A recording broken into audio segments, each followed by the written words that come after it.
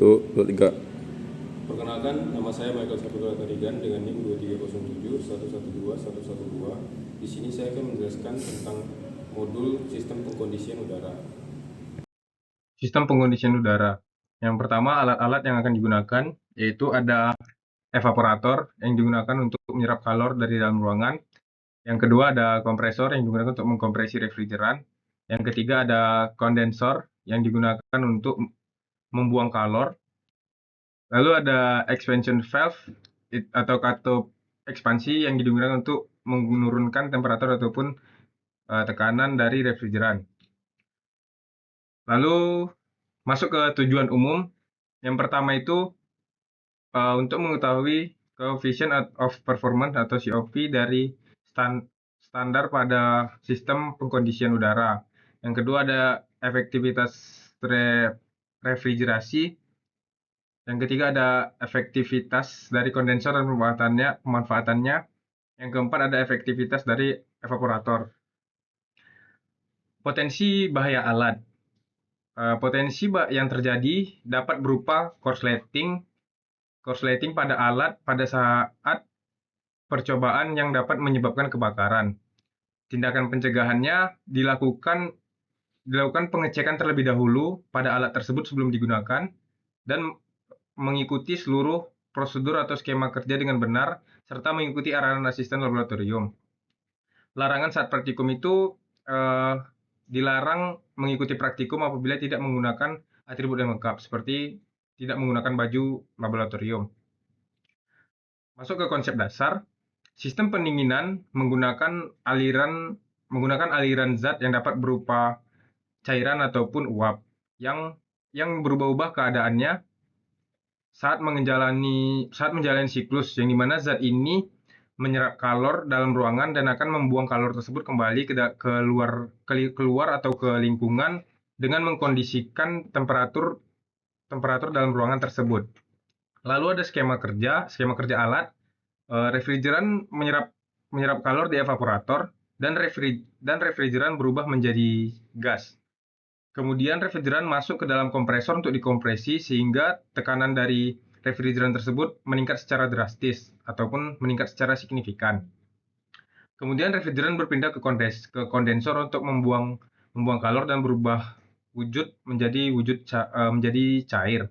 Kemudian zat cair ini akan masuk ke katup ekspansi dan akan masuk ke katup ekspansi hingga tekanan dan temperaturnya menurun secara drastis.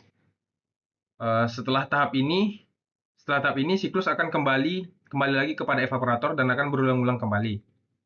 Prosedur praktikumnya, yang pertama itu adalah mempersiapkan keempat alat yang sudah saya sebutkan tadi. Yang kedua, pengisian refrigeran. Yang ketiga, menghidupkan dengan tujuan untuk memanaskan sistem sekitar 10-15 menit. Yang keempat, menjalankan sistem untuk dilakukannya pengambilan data. Mekanisme energi masuk dan keluar. Yang pertama itu ada energi listrik, yang keluar itu adalah efek refrigerasi. Yang kedua ada kondensor, yang keluar itu tekanan. Yang ketiga itu adalah yang kedua tadi itu adalah kompresor, yang keluar itu tekanan, yang ketiga adalah kondensor, yang keluar itu penurunan temperatur. Parameter yang digunakan itu ada tekanan dalam satuan megapascal, lalu ada temperatur air dalam satuan derajat Celcius, ya, lalu temperatur kondensor dalam satuan derajat Celcius juga. Lalu ada kalor kondensasi, efektivitas kondensasi, varian laju dan aliran massa air. Rumus-rumus yang digunakan yang pertama adalah efek refrigerasi atau IR, yaitu H1 dikurang H4, lalu ada kerja kompresi atau work sama dengan H2 dikurang H1, W sama dengan massa refrigeran dalam buka kurung H2 dikurang H1. Lalu ada daya aktual kompresor atau PK, itu V dikali I cos theta. Yang keempat ada kalor buang kondensor QK, yaitu sama dengan H2 dikurang H3. Lalu ada kalor buang total kondensor QK sama dengan massa refrigeran dikali QK. Q-nya sama dengan massa air dikali Cp air dikali buka kurung Tmax dikurang T0 tutup kurung. Lalu ada COP atau coefficient of performance itu sama dengan IR per watt.